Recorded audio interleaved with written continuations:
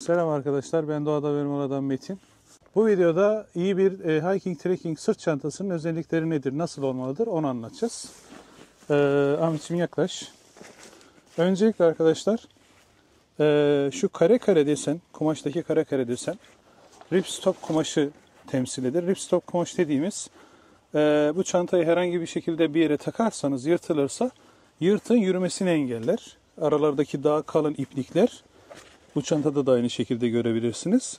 Aralardaki daha kalın iplikler aslında yırtığın yürümesini engeller. Bu birinci özellik. İkinci özellik sırt kısmında şu an burada gördüğünüz 3 çantanın da aslında aynı özelliği var.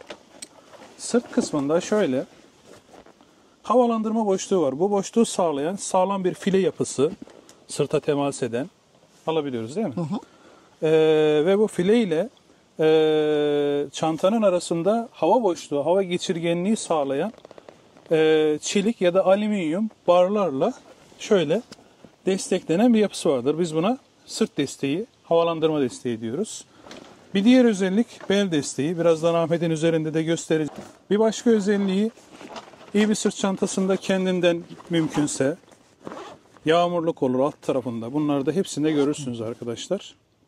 Böyle kendinden yağmurlukları vardır. Yağmur yağma durumunda bunu çantanın üzerine pratik bir şekilde geçirebilin diye. Bir başka özelliği bazı çantalarda hepsinde olmasa bile şöyle suluk bölgesi vardır. Bu olsa da olur, olmasa da olur. Çok olması elzem bir özellik değil. Bunda da yine şurada gördüğünüz gibi. Yani su içeride çantanın içindeki suluktan hortumun çıkmasını sağlayan özellik.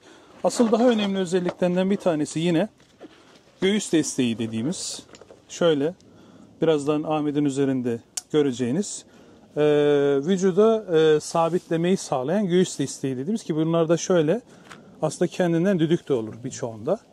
Şunda da var, bunda da var, görüyorsunuz. Bunlar düdük kısmıdır. Şöyle. Düdük bildiğiniz üzere çok önemli. Kaybolduğunuzda çok efor sarf etmeden dış dünyaya mesaj gönderebilmenizi, yerinizi belirtebilmenizi sağlayan özelliktir. Kendi sırt çantamı bu takarak. Kendine göre ayarladı. Bu arada çanta dediğimiz konunun ayarları da çok önemli. Neden önemli arkadaşlar? Çanta yürüyorken size yük olmamalı. Aslında yük almalı. Yani ne demek bu?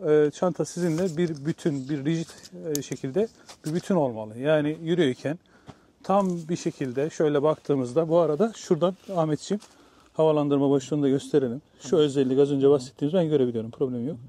Yani çanta aslında şuradan fileden Ahmet'in vücuduna temas ediyorken fileli olması terlemesini engelliyor. Bu boşluktan da hava geçirgenliği oluyor. Aynı zamanda çanta çok sabit, sağlam bir şekilde sabit duruyor Ahmet'in üzerinde. Şimdi bel desteği demiştik. Bel desteğini şurada görüyoruz.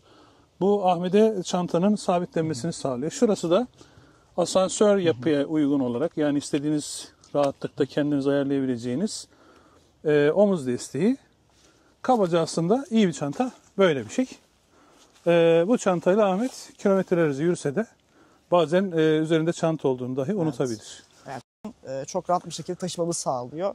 Yani bazen insanlar şaşırabiliyorlar bu çanta bu kadar ağır mıydı diye. Hı hı. İyi bir çanta sizin ağırlığınızı ve bu çantanın ağırlığını çok uzun süre hissetmeden taşımanızı, tüm vücuda yaymanızı sağladığı için çok büyük konfor sağlıyor.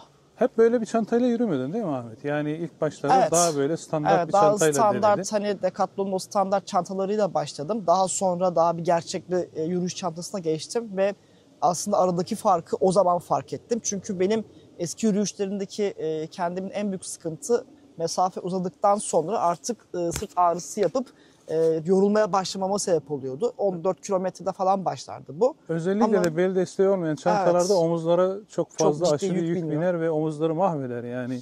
Hani evet, çantayı yükünden, ağırlığından hı-hı, değil de sırf omuzların ağrısından kurtulmak için insan çıkarıp atmak ister molalarda. Bu yapısı gereği, bu bel desteğiyle beraber ve göğüs desteğiyle beraber çok o tarz bir handikapı yaşamanıza engel oluyor. Evet. Başka bir çanta, şu çantayı da hemen deneyelim. Aynısını zaten göreceksiniz arkadaşlar.